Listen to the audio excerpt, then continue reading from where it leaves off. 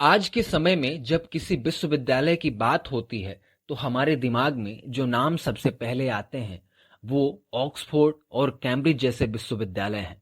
लेकिन क्या आपको पता है, आज से 1500 साल पहले भारत में एक विश्वविद्यालय था, नालंदा, जहां ज्ञान का भंडार था। नालंदा शब्द का अर्थ ही होता है एक ऐसा पहाड़ जिसकी कोई सीमा न हो। नालंदा विश्वविद्यालय इस धरा का पहला ऐसा शैक्षणिक संस्थान था जहां भारत ही नहीं अपितु पूरे विश्व के छात्र किसी समय में शिक्षा ग्रहण करते थे।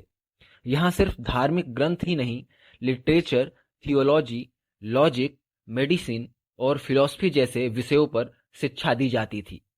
नालंदा एक 57 एकड़ में फैला हुआ आम का बागीचा था जिसे 500 व्यापारियों ने मिलकर गौतम बुद्ध को उपहार स्वरूप दिया था।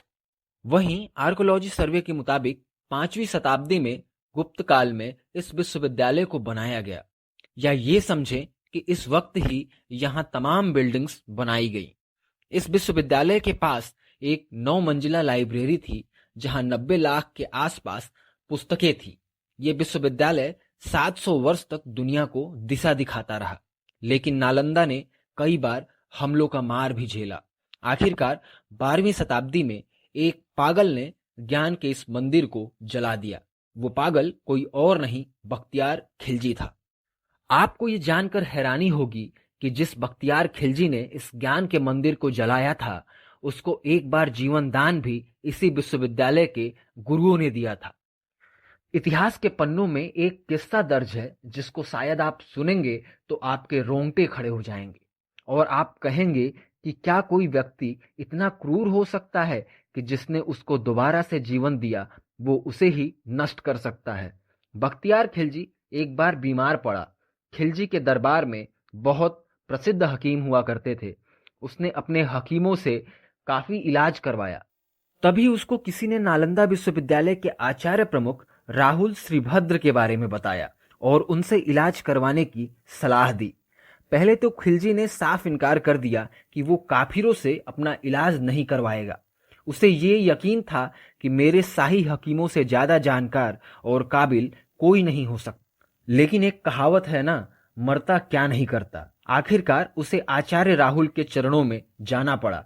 लेकिन यहां भी उसने आचार्य के सामने एक शर्त रख दी।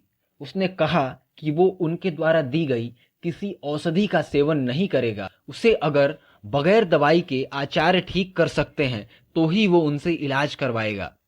आचार्य ने इस चुनौती को स्वीकार किया और वो खिलजी के पास मिलने गए और उसको उन्होंने भेंट स्वरूप एक कुरान दिया और उन्होंने कहा कि इस कुरान का प्रतिदिन आपको इतने ही पन्ने पढ़ने हैं, आप कुछ ही समय में दोबारा स्वस्थ हो जाएंगे।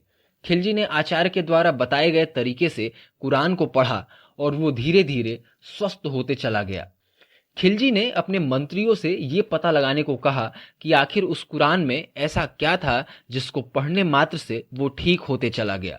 खिलजी को ये जानकर अत्यंत क्रोध आया कि इस कुरान के पन्नों में आचार्य ने एक विशेष प्रकार का लेप लगाया था, जो पन्नों को पलटने के दौरान उसके हाथों में उस लेप के संपर्क से वो ठीक होते चला गया। अब खिलजी को एक बात हमेशा खलने लगी, एक भारतीय शिक्षक उसके हकीमों से ज्यादा ज्ञान कैसे रख सकता है। फिर उसने ज्ञान और आयुर्वेद के जड़ों को समाप्त करने का निश्चय किया। बख्तियार खिलजी नालंदा के महान पुस्तकालय पर हमला कर देता है।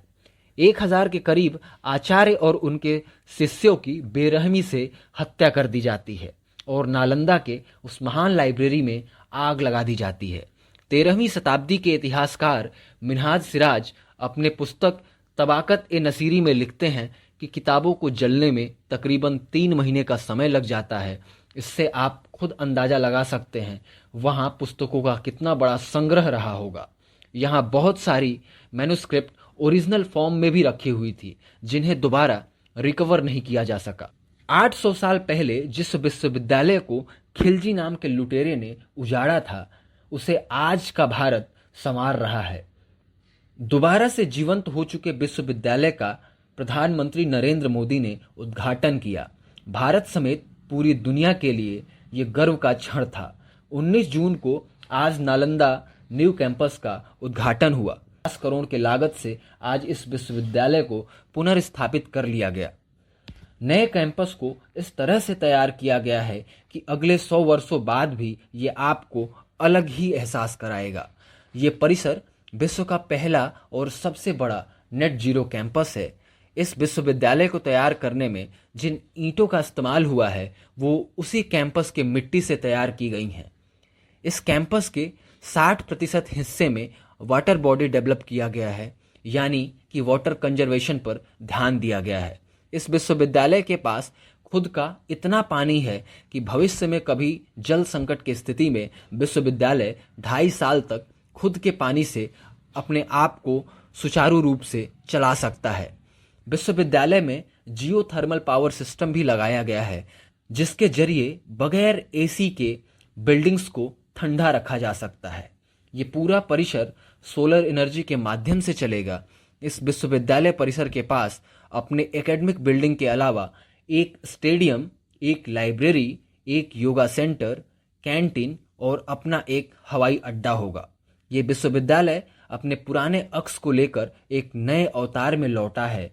हम उम्मीद करते हैं कि नालंदा का पुराना गौरव दोबारा लौटेगा और भारत दुनिया को दोबारा अपने ज्ञान के प्रकाश से रास्ता दिखाएगा।